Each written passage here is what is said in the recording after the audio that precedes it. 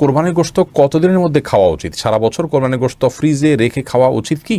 কোরবানি দেওয়ার পর গোশত ৩ ভাগ না করে পুরোটা নিজে খেলেও কি কোরবানি হবে? কোরবানির গোশত কি ৩ ভাগ করে ১ ভাগ গরিবদের দেওয়া জরুরি, নাকি পুরোটা নিজেরাও খাওয়া যাবে? কোরবানির পশুর গলায় মালা পরানো সম্পর্কে বলবেন।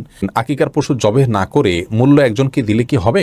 গরু ছাগলের বট খাওয়া কি জায়েজ? পশু নিস্তেজ হওয়ার আগে চামড়া ছাড়ানো যাবে কিনা? বাজারে যে বিভিন্ন নামি দামি ব্র্যান্ডের বডি লোশন এবং ক্রিম পাওয়া যায়, সেগুলো কি ওযু গোসল করার পর ব্যবহার করে নামাজ আদায় করা যাবে? মৃত ব্যক্তির পক্ষ থেকে কোরবানি করা যাবে কিনা? কোরবানির পশু জবে করার পর পেটে বাচ্চা পাওয়া গেলে করণীয় কি? রাসূলুল্লাহ সাল্লাল্লাহু আলাইহি ওয়াসাল্লামের পক্ষ থেকে কি কোরবানি দেওয়া যাবে? হুজুর, গরুকে জবাই করার সময় নাম নেওয়া আবশ্যক নাকি? তামান্না আফরোজ জানতে চেয়েছেন, রাসূলুল্লাহ সাল্লাল্লাহু আলাইহি ওয়াসাল্লামের পক্ষ থেকে কি কোরবানি দেওয়া যাবে? রাসূলুল্লাহ সাল্লাল্লাহু আলাইহি ওয়াসাল্লামের পক্ষ থেকে কোরবানি দেওয়া যাবে, যেমনটি আলী রাদিয়াল্লাহু তাআলা আনহু দিতেন। বাইহাকী সহ বিভিন্ন হাদিসের কিতাবে বর্ণিত হয়েছে যে নবী করিম সাল্লাল্লাহু আলাইহি ওয়াসাল্লামের ওফাতের পরে তিনি কোরবানি দিতেন এবং তিনি বলেছেন যে নবী সাল্লাল্লাহু আলাইহি ওয়াসাল্লাম আমাকে ওসিয়ত করেছেন, অতএব তার পক্ষ থেকে কোরবানি দেওয়া যাবে। সামিয়া ফেরদৌস জানতে চেয়েছেন, তাহাজ্জুদ নামাজ কি ঘর অন্ধকার করে পড়তে হবে? এর কোনো ভিত্তি আছে কি? তাহাজ্জুদের নামাজ এটা আমরা ঘর অন্ধকার করে লাইট বন্ধ করে পড়তে হবে, এর কোনো ভিত্তি নেই। বরং সেটা আপনার যেভাবে সেভাবে আদায় করতে পারেন। আপনার মনোযোগের জন্য আপনি যদি আলো আধার করে নিতে পারেন, ডিম আলো করে নিতে চান, তো সেটি করতে পারেন, কোনো অসুবিধা নেই। তবে অন্ধকারেই পড়তে হবে এমন কোনো বাধ্যবাধকতা বা নিয়ম নেই। ফাতেমা খাতুন জানতে চেয়েছেন, জিলহজ মাসের চাঁদ দেখার পর গরুর মাংস বা মুরগি খাওয়া যাবে না, এটা কি সত্য কথা? না, এটি সম্পূর্ণ ভুয়া এবং ভিত্তিহীন কথা, কুসংস্কারাচ্ছন্ন কথা। জিলহজ মাসের চাঁদ দেখা যাওয়ার সাথে আপনার গোশত খাওয়ার কোনো সম্পর্ক নেই। কেউ যদি মনে করেন যে আমি কোরবানি গোশতর আগে আর গোশত খাবো না, তাতে করে কোরবানি গোশতের প্রতি আমার আকর্ষণ তৈরি হবে, আল্লাহ রাব্বুল আলামিনের মেহমানদারি সেটাকে আমি খুব আগ্রহ ভরে অ্যাকসেপ্ট করব, সেটি তার ব্যাপার। কিন্তু জিলহজ মাসের চাঁদ দেখা গেলে আর কোনো গোশত খাওয়া যাবে না, এটি সম্পূর্ণ ভিত্তিহীন কথা। সাইদুল ইসলাম জানতে চেয়েছেন, আকিকার পশু জবেহ না করে মূল্য একজনকে দিলে কি হবে? না, আকিকার পশু, কোরবানি পশু এগুলো জবেহ ছাড়া মূল্য পরিশোধ করলে হবে না, কারণ এখানে জবেহ করাটা উদ্দেশ্য এবং এটাই মূল। অতএব যদি নগদ অর্থ দিলে হতো, তাহলে সেক্ষেত্রে পশু কোরবানি বা পশু জবের কথা বলা হতো না। শরীয়ত যেটাকে যেভাবে করতে বলেছে সেটাকে সেভাবে করার মধ্যেই কল্যাণ রয়েছে। ডক্টর আপনাকে ওষুধ সেবন করতে বলেছে, আপনি ওষুধ সেবন না করে সে টাকাটা গরিব দুঃখীকে দান করে দিলেন, তাহলে তো আপনার রোগ নিরাময় আপনি এর মাধ্যমে আশা করতে পারেন না। আপনি তো ওষুধ সেবন করার চাইতে আরও উত্তম কাজ করলেন। অতএব যে কাজের জন্য যেটি করতে হবে সেটি আমাদের করতে হবে, অন্য কোনো পদ্ধতিতে গেলে সেটি আদায় হবে না। মাথা ভামো জানতে চেয়েছেন, কোরবানি পশু জবে করার পর পেটে বাচ্চা পাওয়া গেলে করণীয় কি? শরীয়ত অনুযায়ী নিয়ম হলো সে বাচ্চাকেও জবে করে দেওয়া, যদি আপনার খেতে ইচ্ছা না করে না খেলেন। যেসব নারীর সন্তান প্রসবের 40 দিনের পরেও রক্ত প্রবাহ বন্ধ না হয়, তারা কিভাবে বাদবন্দি করবেন? 40 দিন পার হওয়ার পরেও যদি রক্ত প্রবাহ বন্ধ না হয়, নেফাস বন্ধ না হয়, তাহলে সেক্ষেত্রে তারা সম্পূর্ণ স্বাভাবিকভাবে সকলে বাদবন্দিকে সম্পাদন করতে পারবেন। সেখানে কোনো আজকাল তো অনেক কিছু ব্যবস্থা রয়েছে যাতে করে ব্লাড যেখানে সেখানে না পড়ে, সে ব্যবস্থাপনা গ্রহণ করার পর তিনি বাদবন্দিকে স্বাভাবিক করতে পারবেন। 40 দিনের পরে আর তার ব্লিডিং হলেও তাকে নেফাস সে আক্রান্ত বা এটাকে আপনার প্রসব পরবর্তী যে ব্লিডিং বলা হয়ে থাকে সেটির মধ্যে গণ্য করা হবে না। এরপরে প্রশ্ন করেছেন রিমি খান, আপনি জানতে চেয়েছেন, বাজারে যে বিভিন্ন নামি দামি ব্র্যান্ডের বডি লোশন এবং ক্রিম পাওয়া যায়, সেগুলো কি ওযু গোসল করার পর ব্যবহার করে নামাজ আদায় করা যাবে? নামাজ হবে কিনা? জি, নামাজ হবে ইনশাআল্লাহ বিইذনিল্লাহ। আব্দুর রহমান জানতে চেয়েছেন, পশু নিস্তেজ হওয়ার আগে চামড়া ছাড়ানো যাবে কিনা? পশু নিস্তেজ হওয়ার আগে যদি চামড়া ছাড়ানো হয়, তাহলে এই কাজটি অন্যায় এবং অনুচিত কাজ, যেটা অনেক সময় কসাইরা করে থাকেন। একাধিক পশুর কাজ তারা ধরেছেন, সেজন্য তারা এটি করে থাকেন। আগে থেকে কসাইদের সাথে এই বিষয়গুলো নিয়ে বোঝাপড়া করে নেওয়া উচিত এবং কোনো অবস্থাতেই আপনার পশুকে এভাবে কষ্ট দেওয়া উচিত না। অকারণে পশুর প্রতি অমানবিক আচরণ করা ইসলাম শরীয়তের দৃষ্টিকোণ থেকে গুনাহের কথা। আল্লাহ রাব্বুল আলামিন প্রত্যেক পশুর প্রতি, সব কিছুর প্রতি আমাদেরকে ইহসান করার নির্দেশ করেছেন। এমনকি যখন জবে করব, তিনি বলেছেন ওয়াইদা যাবাহতুম ফাহসিনু যিবহাতা, জবে করলে জবাকৃত পশুর প্রতিও তোমরা ইহসান করবে এবং ছুরিকে ভালো করে ধার দিয়ে নিবে, যাতে করে অহেতুক তাকে বেশি সময় ধরে পচাতে না হয়। সেখানে পশুর প্রাণবাহির আগে থেকে চামড়া ছেলা শুরু করা, রক কাটা, এগুলো অত্যন্ত গর্হিত কাজ, এটা অনেকেই করে থাকেন। আমরা যথাসম্ভব নিজের জায়গা থেকে সাবধান থাকবো ইনশাআল্লাহ বিইذনিল্লাহ।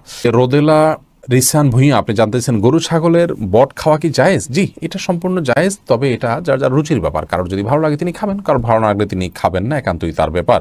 আপনি মোবারক জানতেছেন, হুজুর, গরুকে জবাই করার সময় নাম নেওয়া আবশ্যক নাকি? না, গরু জবাই করার সময় নাম নিতে হবে এরকম কোনো বাধ্যবাধকতা নেই।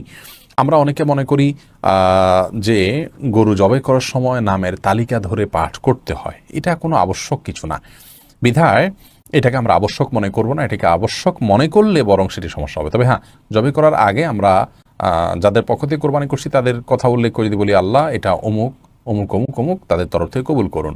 তাদের বাবার নাম উল্লেখ করতে পারেন, অমুকের ছেলে অমুক, অমুকের ছেলে অমুক, অমুকের মেয়ে অমুক, এভাবে বলতে পারেন।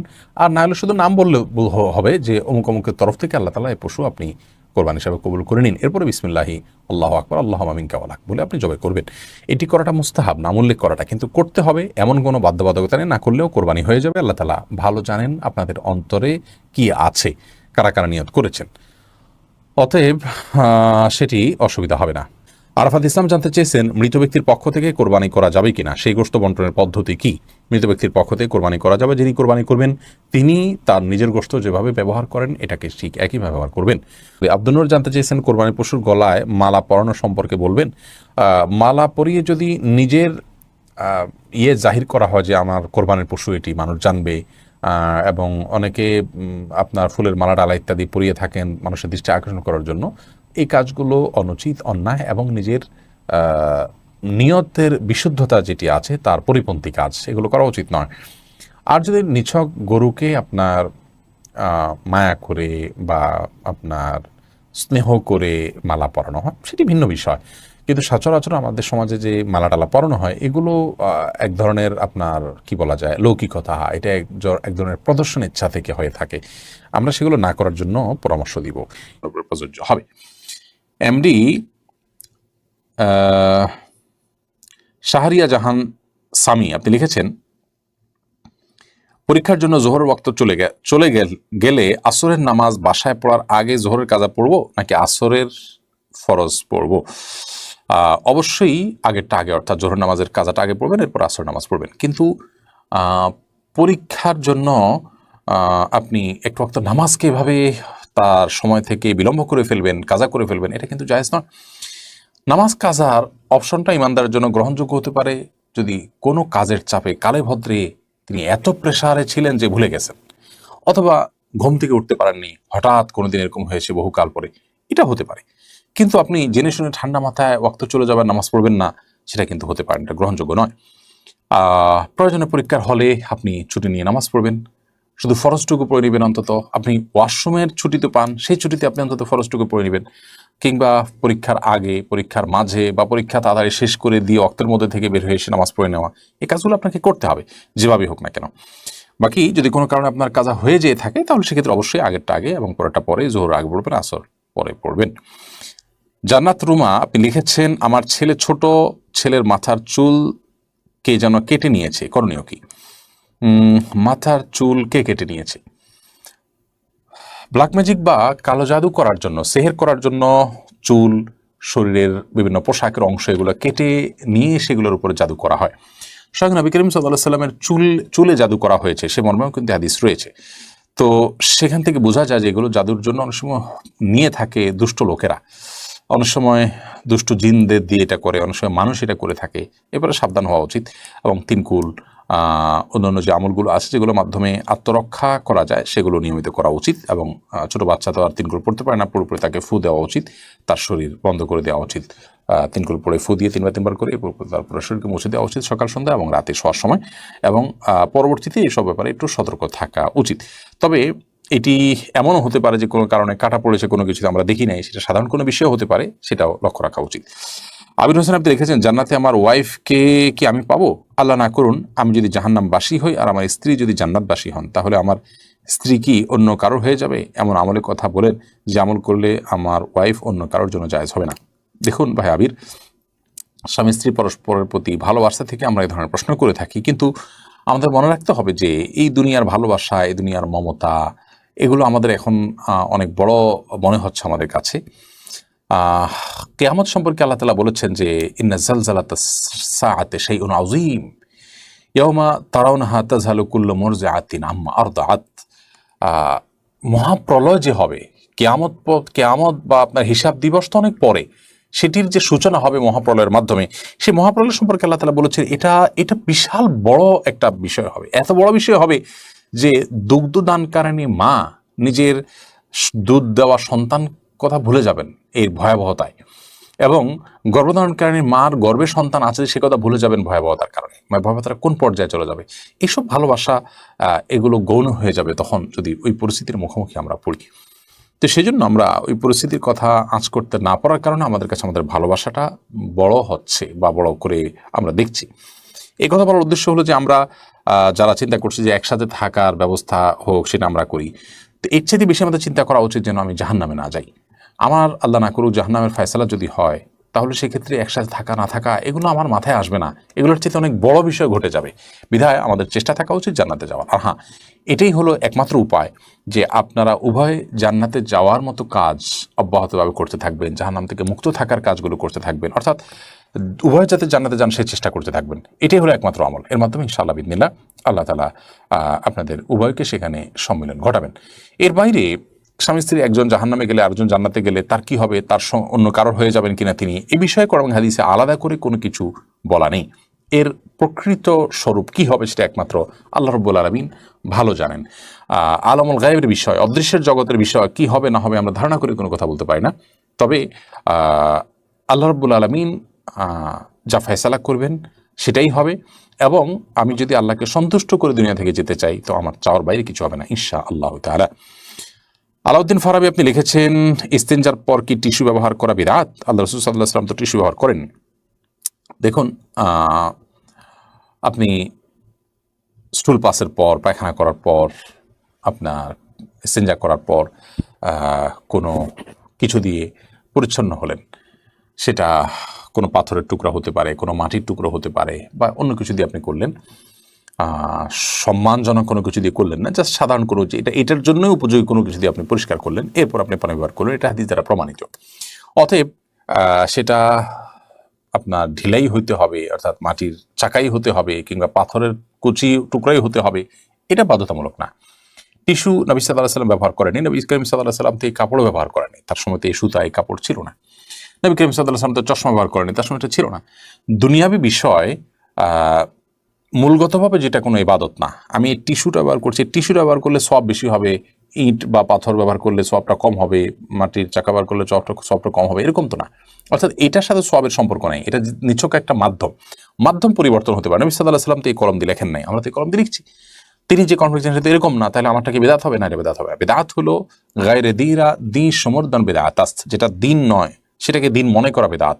টিস্যু ব্যবহার করাটা দিন, ওই মাটির চাকা ব্যবহার করাটা দিন নয়, এরকম যদি মনে করা হয় তাহলে সে বিদআত হবে।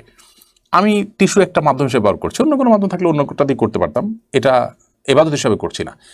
পরিচ্ছন্ন করাটা উদ্দেশ্য, কি দিয়ে করছে এটা উদ্দেশ্য না, তাহলে সেক্ষেত্রে সেটা বিদআত হয় না, বিধায় এটা বিদআতে পরিগণিত হবে না। এরপরে সাদিয়া আক্তার প্রিয়া জানতে চেয়েছেন, কোরবানির গোশত কতদিনের মধ্যে খাওয়া উচিত? সারা বছর কোরবানির গোশত ফ্রিজে রেখে খাওয়া উচিত কি?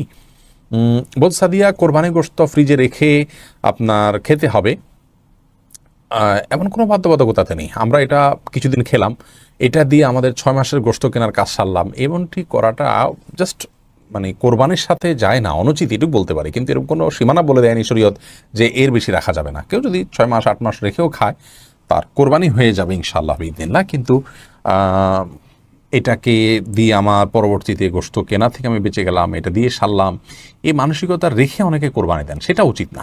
বাট আপনি চাইলে যে কোনো সময় পর্যন্ত রেখে এটি খেতে পারেন। জামিল আহমেদ মাহদি আপনি জানতে চেয়েছেন, কোরবানি দেওয়ার পর গোশত 3 ভাগ না করে পুরোটা নিজে খেলেও কি কোরবানি হবে? কোরবানি গোশত কি 3 ভাগ করে 1 ভাগ গরিবদের দেওয়া জরুরি, নাকি পুরোটা নিজেরাও খাওয়া যাবে? জামিল মাহদি, কোরবানির গোশতের 3 ভাগ করা এটা আবশ্যক নয়, মুস্তাহাব। আল্লাহ রাব্বুল আলামিন কোরআন কারীমে যেহেতু 3টা শ্রেণীর কথা বলেছেন, ফাকুলু মিনহা ওয়া আত'আমুল কানিআ ওয়াল মু'তাররা, অন্য আয়াতে আল্লাহ বলেছেন ফাকুলু মিনহা ওয়া আত'আমুল বাঈসাল ফাকির।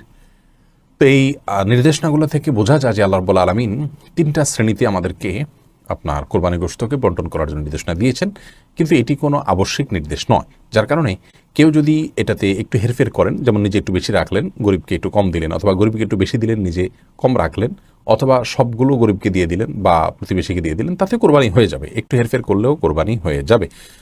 এটার সাথে কোরবানি শুদ্ধ অশুদ্ধ হওয়ার বিষয়টি আসলে নির্ভর করে না, আমরা এটাকে যতটা খুব সিরিয়াসলি দেখি। লুনা পারভিন ঝর্ণা আপনি লিখেছেন, অমুসলিমদের সালাম দেওয়া যাবে কিনা? অমুসলিমদের সাথে সামাজিক সৌহার্দ্যমূলক সম্পর্ক বজায় রাখার চেষ্টা করতে হবে এবং সেজন্য তাদেরকে অভিবাদন দিবেন, অভিবাদন গ্রহণ করবেন, সেটা ঠিক আছে।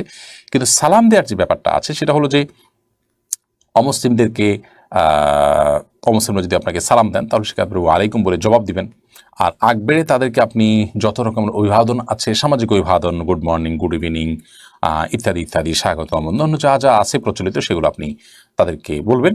কিন্তু সালাম যেটা আল্লাহ তাআলার গুণবাচক নাম, সেটা তাদেরকে নিবেদন করবেন না, কারণ তারা আল্লাহ প্রতি বিশ্বাস রাখেন না। তাছাড়া আপনি সালামের মাধ্যমে যে আল্লাহ তাআলার কাছে শান্তি কামনা করছেন, সে আল্লাহ তো তিনি নিজে বিশ্বাসই করেন না। তিনি যা বিশ্বাস করেন না সেটা তার উপরে আরোপ করে দেওয়া, এটা কখনো ন্যায্যতা হতে পারে না। সেজন্য সালাম আকবরী নয়, বরং তারা যদি সালাম দেন তাহলে আপনি ওয়ালাইকুম বলে জবাব দিবেন। আর এছাড়া সামাজিক সৌহার্দ্যপূর্ণ যে কোনো অভিবাদন, সাধারণ অভিবাদনগুলো তাদের সাথে বিনিময় করা যেতে পারে। ফখরুল ইসলাম মাহিন আপনি লিখেছেন, আবেগের বশে ফোনে দুজন কবুল বলে ফেলেছি, আমাদের কি বিয়ে হয়ে গিয়েছে? জি না, বিয়েতে সহজ নয় যে আবেগের বশে দুজনে কবুল করে বলে ফেলছেন আর বিয়ে হয়ে গেছে। দুজন সাক্ষীর সামনে প্রস্তাব এবং কবুল হবে এবং অন্যান্য শর্ত যদি পাওয়া যাবে, তখন সেক্ষেত্রে সেটি শরিয়ার দৃষ্টিকোণ থেকে বিশুদ্ধ এবং আপনার সঠিক বিয়ে হিসেবে বিবেচিত হবে। রবিউল হোসেন লিখেছেন, মায়ের গর্ভে সন্তান শারীরিকভাবে ত্রুটিপূর্ণ হলে সেক্ষেত্রে গর্ভপাত করলে গুনাহ হবে কিনা? শারীরিকভাবে যদি ত্রুটিপূর্ণ হয় তারপরও সবর করতে হবে, এটা আল্লাহ তাআলা পরীক্ষা হিসেবে ধরে নিতে হবে। যদি সেই সন্তানের জন্ম মায়ের জীবনকে হুমকির মধ্যে ফেলতে পারে এরকম মনে হয়, তাহলে সেক্ষেত্রে শুধুমাত্র সেটি নষ্ট করা যেতে পারে। এর বাইরে আপনার ঠুনকো অজুহাতে যে বাচ্চা ত্রুটিপূর্ণ, তাহলে বাচ্চা হলে বাচ্চার কষ্ট হবে, আমাদের কষ্ট হবে, এ সমস্ত অজুহাতে বাচ্চা নষ্ট করলেন আপনি বা আপনার গর্ভপাত করলেন, সেটা কিন্তু কোনো সুযোগ ইসলামী শরীয়তে নেই। এবং সেটা করলে আমরা কিন্তু গুনাহগার হবে এবং আল্লাহর কাছে এর জন্য আমাদেরকে জবাবদিহিতার মুখোমুখি হতে হবে। আমাদের অনেক ভাই বোন আছেন যে এই বিষয়টাকে বুঝেন না এবং এই ঠুনকো অজুহাতের ভিত্তিতে তারা কিন্তু সন্তানকে আপনার এই গর্ভপাত করে ফেলেন। এটা জায়েজ নয়, বরং আল্লাহ তাআলা পরীক্ষা হিসাবে আপনি সবর করতে হবে এবং সেটাকে মেনে নিতে হবে। হ্যাঁ, ওই যদি বললাম মায়ের জীবন যদি হুমকির মধ্যে পড়ে তাহলে সেক্ষেত্রে ভিন্ন কথা। মোহাম্মদ রাসেল লিখেছেন, সংক্ষেপে বেদাত সম্পর্কে যদি একটু বলতেন। বেদাত শব্দের অর্থ হলো নব আবিষ্কার বা নতুন উদ্ভাবন। ধর্মীয় কাজে, ইসলামের কোনো কাজের মধ্যে নিজেদের থেকে কোনো কিছু সংযোজন করা, এটা হলো বেদাত। সংযোজন বিয়োজন করা, এটা হলো বেদাত। কোরআন এবং সুন্নাহ যে ইবাদতগুলো যেভাবে করতে বলেছে সেগুলোকে সেভাবে করাটাই হলো সুন্নাহ। সেখানে আমি যদি নিজে থেকে কোনো মন গড়া পদ্ধতি আবিষ্কার করি, বের করি এবং সেটার অনুসরণ করি, অনুকরণ করি, তাহলে সেক্ষেত্রে বেদাত হবে। ধরা যাক কোরআনে কারীম তেলাওয়াতের ক্ষেত্রে কোরআন এবং সুন্নাহ যা বলেছে সেটা না করে আমি কোরআন তেলাওয়াতের আগে অমুক অমুকটা বলাটাকে শরীয়ত বানিয়ে নিলাম, ধর্মীয় কাজের অংশ বানিয়ে নিলাম, ইসলামের নির্দেশ মানিয়ে নিলাম। ইসলামে সেটা নাই, কোরআন সেটা নাই। এই নকল জিনিসটাই বেদাত, যেটা কোরআন হাদিসে নেই।